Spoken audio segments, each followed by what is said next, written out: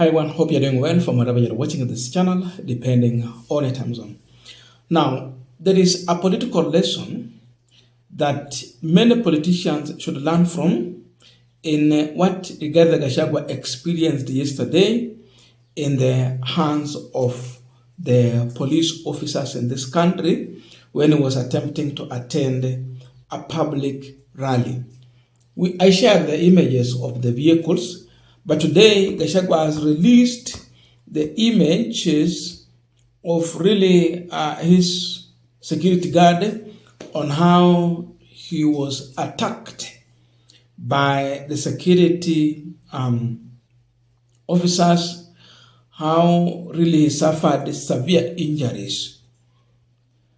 The truth is that what is happening to Gachagua should not happen to anyone in this country. But this is also a wake-up call to remind Gachagua. When I look on how Gachagua is being intimidated, frustrated through the security agencies, it reminds me on how Gachagua was operating when he was the deputy president of the Republic of Kenya. Ndiyo tunasema usirudishe mabaya kwa mabaya. Lakini na hili nalo liwe funzo kwa Mheshimiwa Rigathi Gachagua. Kuna mambo mengi mabaya zaidi ambayo Mheshimiwa Gachagua alivyowahi fanya akiwa deputy president. Kuna mengi sana. Kuna yale alifanyia Mheshimiwa Uhuru Kenyatta, kuna yale alifanyia Raila Odinga, kuna yale alifanyia vijana ambao walikuwa kwa maandamano. But I see it is now turning on him and he's making some noise, which is good, but a political lesson to Rigathi Gachagua, his team, and all Kenyans, including those who are even working under the favor of this administration. Power is not permanent. Anytime you can lose power. That is the lesson here. So, ukiwa na watu wengine wahudumie kwa njia mzuri, siku nyingine ukidhulumiwa, they will remember and they will come for your rescue. There is a story Gachagua has shared here on how the officers coordinated to attack him and his team. His message is actually to the IG of Police, Douglas Kanja, and the team. I want us to look into that. Mr. Douglas Kanja, you are not in charge of the National Police Service. Why have you surrendered the command of the National Police Service to politicians? Are you not embarrassed that the National Police Service has become the cause of insecurity in the country instead of providing security to citizens? So now he's complaining that Douglas Kanja has left the issue of National Police Service in the hands of politicians. It is now politicians who are controlling it. What I can say is that there was a time Gachagua was the deputy president. He used to wake up very early in the morning, anytime Azimio was calling for a protest. Then you would see him giving orders left, right, center. You would even never recognize that there is CS for Interior, Kithure Kindiki. Gachagua used to take over everything. He was the one calling for the shots. Here wakati kulikuwa aje? He was a politician. There was the IG of police that time. But he took the security operative in his hands. He was the one giving orders direct to OCSs, regional commandant, and all that.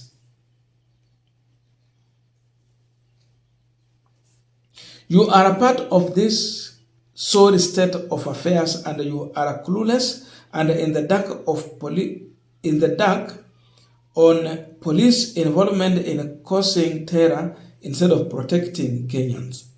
Yesterday, 9th January 2026, in Kirinyaga County, a special squad of officers in civilian clothes arrived in Kirinyaga County and commanded two police land cruiser from Baricho and Wanguro police station.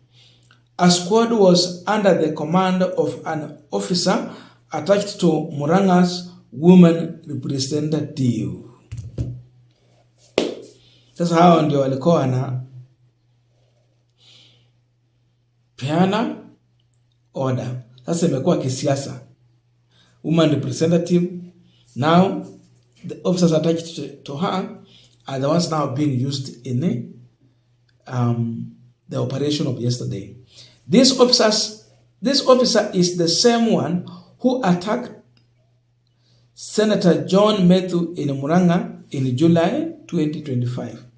The same officer and the woman representative took over Narok Police Command during the recent by-elections and attacked my convoy and unleashed terror on the people of Narok town. The special squad, with the help of the County Askari, violently attacked my convoy with tear gas and live ammunition. They seriously injured one of our security personnel, damaged our vehicle, and robbed our media team their communication equipment. They stopped us from proceeding to Kagio town for public engagement. We retreated and used an alternative route and arrived in Kagio and addressed thousands of DCP supporters. So they had to change the route for them to reach their audience.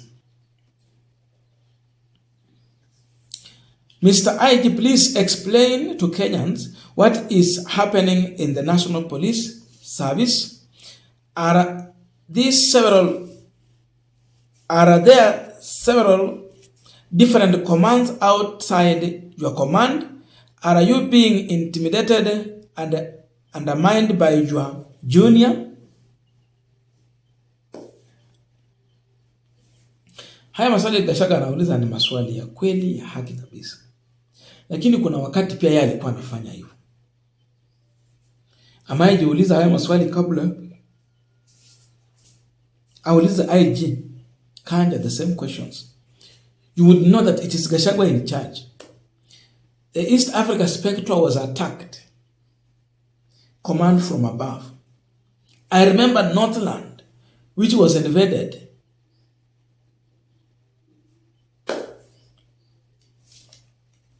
If you are in charge, then we expected instant arrest of that squad and the officers be charged with robbery with violence of our media equipment.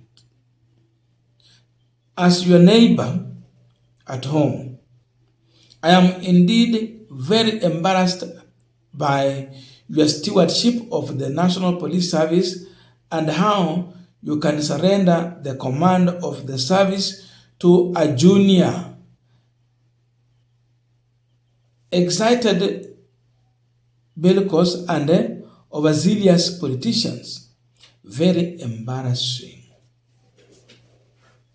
You can see those images, some of them we cannot even share here.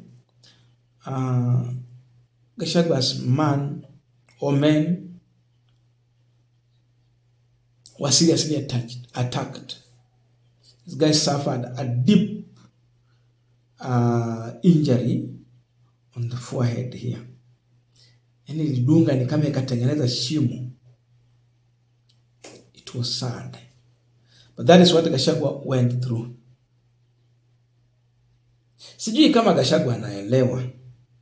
Kila alifanyia Wakenya siku nyingine, leo hii imegeuka iko kwake. We said that two wrong cannot make it right. The current regime is wrong. Gachagwa was wrong. But what politicians should also know is that What goes around comes around. Mambo ni hivyo, na hii ni siasa mbaya ambayo inafaa isikubalike mahali popote. But I said in the previous video, any attack on Gachagwa, especially in the Mount Kenya region, it whips the emotion of the people and hence earn Gachagwa sympathy. His post, he is not even addressing Kanja. Though we know he's the one who said that he recommended Kanja for the job. He's actually just communicating to the people of Mount Kenya region.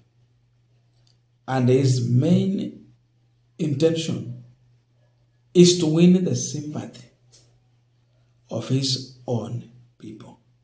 That is all that I can see Gachagwa is trying to communicate through this video. I don't know your views, but please let us meet in the comment section so that we can continue with our punchline discussion. Otherwise, thank you so much for listening to me up to this far, and see you in our next video.